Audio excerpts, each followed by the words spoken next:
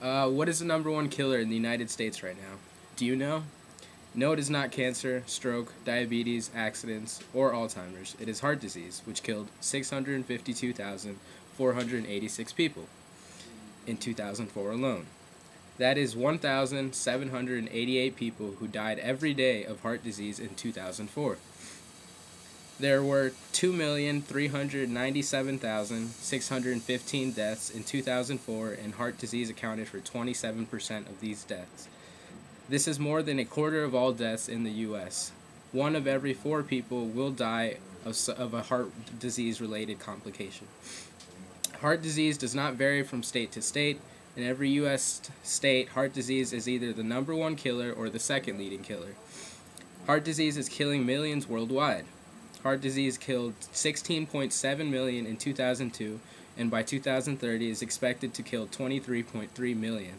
This is twice as much as cancer, which is predicted to kill around 11.5 million by 2030.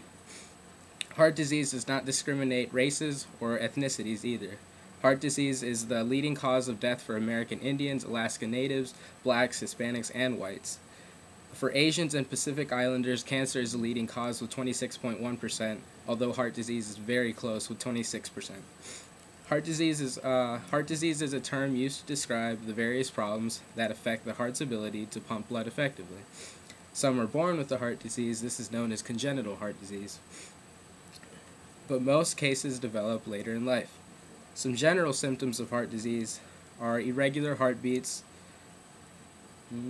a heart attack, and chest pain, also known as angina. Luckily, heart disease is not a viral infection that can be transferred as easily as the flu. Coronary heart disease, or ischemic heart disease, accounted for 71%, or 494,392 of all heart disease deaths in 2002.